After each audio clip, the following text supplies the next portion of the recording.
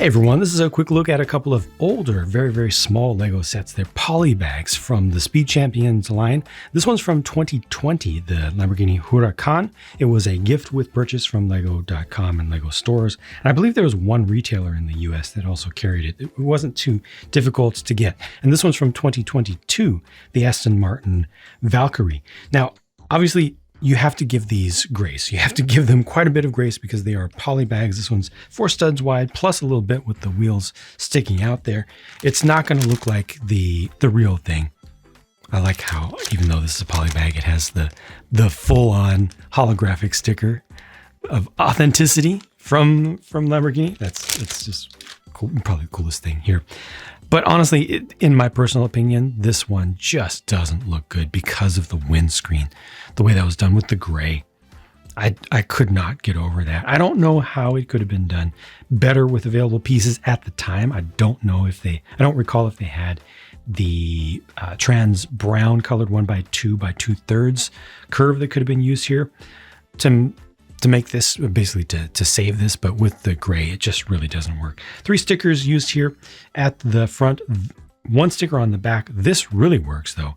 That's actual gold. That's the plated gold, the drum lacquered gold on these tile pieces. That's great because that's actually built upside down. You can see how that's slotted in there. You see where the slots are. The black color for these wheels was not one of the more common ones, especially the farther back you go in history. And just, I'd say in general, this had some nice pieces in it. I think what they did for the dorsal fin was really good. The overall proportions of this, honestly, are not bad. But when you compare it to this excellent early 8-wide model from Lego, like it's the gray. It's really the gray.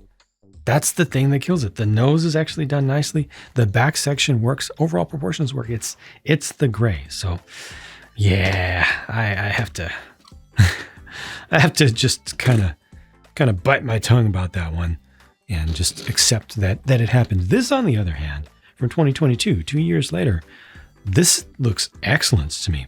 Notice this one is a 5 stud wide design. So technically, I think this was 5 studs wide also.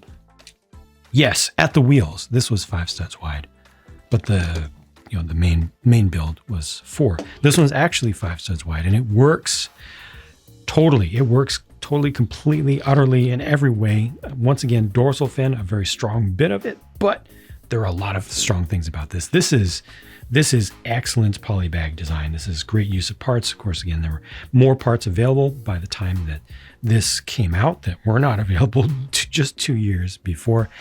When you look at this, if you know cars, if you know the Aston Martin Valkyrie in particular, you'll probably recognize this. The colors really help. I think the dome, the superstructure of it, is the worst part of it, just because it's so flat. It probably could have been a plate taller, don't you think? Maybe not. But it almost wants to be a half of a stud narrower. But you really have to nitpick, and at least in my opinion, you have to start to seriously nitpick for something of this tiny size to say that it's got problems and should have been better. Even comparing it to the excellent, wonderful build. I mean, this is not a perfect rendition either of the real thing, but it was a wonderful build to put together. Very enjoyable, and definitely captures a lot of the key features of the very interesting, very special hypercar that Aston Martin made there. These clearly show that they're based on the same thing, and it's not just because of the color and the color placements. The biggest thing that's missing from this one, honestly, is the black from the front splitter. But, you've got a little bit of darkness under there. I still feel like it carries all of the important brand elements that Aston Martin was trying to bring forward in this car. So I think that this is an excellent, really successful little car. Kind of makes you think that they could start doing that again.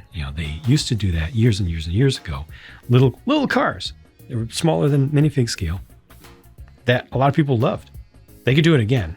They clearly have the pieces in the inventory to perform great things in plastic.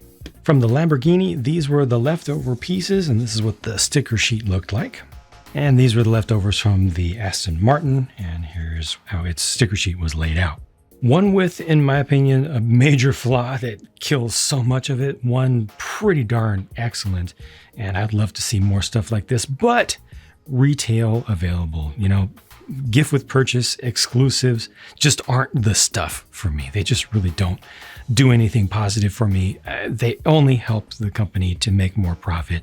And I think that a company that prides itself on being so customer forward and you know, all about the fans, they would do well to do less of this stuff and more just cheap releases. Even if they have to be Lego.com exclusive, not even Lego store, you know, for the margins or something, you have to buy some other stuff in order to get it. You can't just go there and buy just the one thing.